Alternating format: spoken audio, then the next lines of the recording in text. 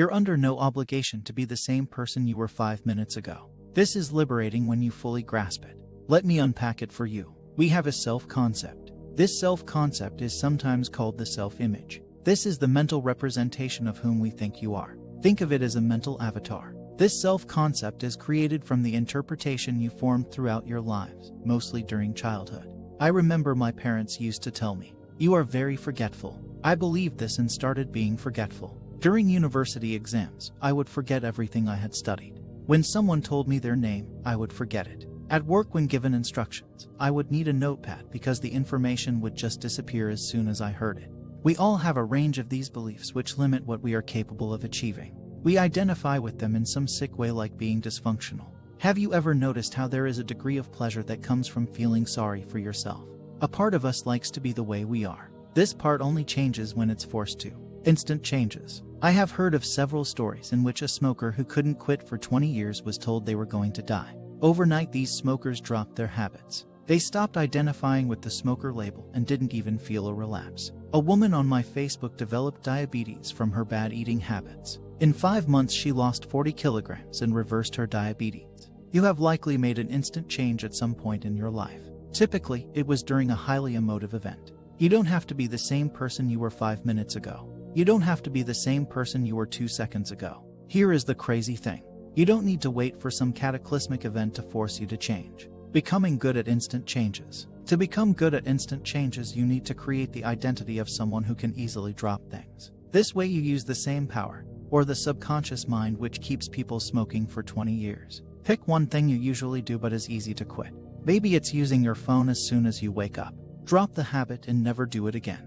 Then move on to another habit that is easy to do, like flossing your teeth. Now floss your teeth every single time you brush your teeth. Then find something else which is easy to drop and drop. Start with small and easy habits. Build a moment and create the identity of someone who can instantly change their reality. Once your subconscious sees the proof of your work and believes it, you can drop a harder habit that has been burdening you, like watching Netflix or smoking. It will be easy to drop because you have built a track record of being an executioner with your mind.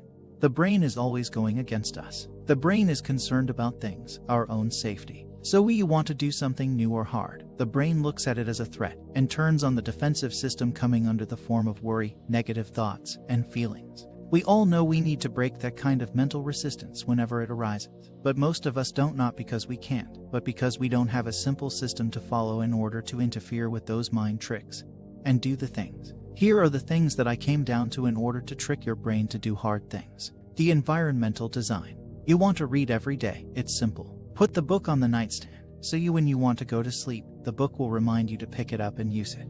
You want to have more mental clarity and focus, and clean your room or workspace every time you use it. The idea is to create less friction between you and the thing that you want to do, and you'll be more likely to do. Focusing on the process. Sometimes we create a burden on ourselves by trying to get something as fast as possible, and because of that, we don't do it. When you focus solely on the process, you take your time to do the thing, learn everything that is associated with it, and create a joyful experience. Start small. It's a powerful tool. Sometimes you can find power in the smallest, underestimated things, because that's what is with this tip. Let's say you have an essay to write. Take this task and break it into small blocks of time of 3 minutes, and between each block of time take a break of 1 minute. And as you build the momentum, you can increase the time if you want until you finish the task. If you see yourself as the king of procrastinator, this tip will definitely help you. Here's why. When you invite someone in the process of achieving your goals, you'll be more prone to do the thing no matter what, because now you don't want to be seen as a person who doesn't keep his word. 4. Habit stacking.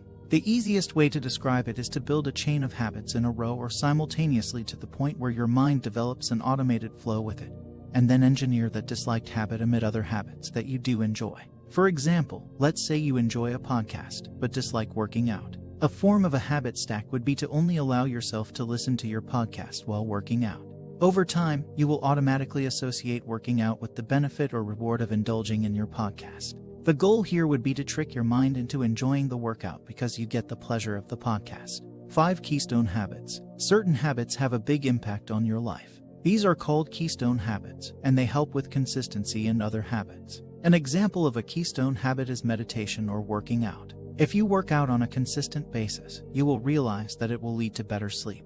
As backed by science in the American Journal of Lifestyle Medicine, working out will make you fall asleep quicker, and it improves your sleep quality. Besides that, you will start living a healthier life, and you will feel more of a shame looking at the cigarettes or cookies you would normally eat. These do not sound that appealing anymore, as it would be a shame in quotes to lose your progress from the gym through these activities. Your energy levels rise and you will find you will be much more productive, and that you have more energy and willpower to make the correct decisions during the day. For example, meditation, on the other hand, will train you to delay gratification. You do not get the quick impulses from social media, all the instant gratification, but you take rest for your mind. You train your self-control and will see that you will find more fulfillment, feel more present, be more grateful, feel less stress, name it. See it as a gym break. Give a break to your brain and make it grow. You can do this too with your willpower muscle. Train your habits and try to make as many good decisions in the day as possible. Finally, reading about important things such as social skills, diet, fitness, productivity, etc. will give you perspective to change your life in the right direction. Consuming ideas about these topics will give an idea in your mind that you too can find the benefits from adopting healthy habits, which will extend your potential immensely. 6. Dopamine detox. What happens when you eventually have to do things that are less stimulating? Can you open a book and read it for half an hour without doing anything else? Many times, this sounds unappealing, difficult, or even boring, so you start indulging in playing video games or watching your favorite series on Netflix, and before you know it, a couple of hours have already passed, so you quickly start to finish your task for tomorrow and stay up late, only to wake up tired the next morning and repeating the cycle. You are probably very aware that these hard activities bring value to your life, and the others just momentary pleasure, so why do you still gravitate towards them? To understand this, we need to look at a neurotransmitter known as dopamine.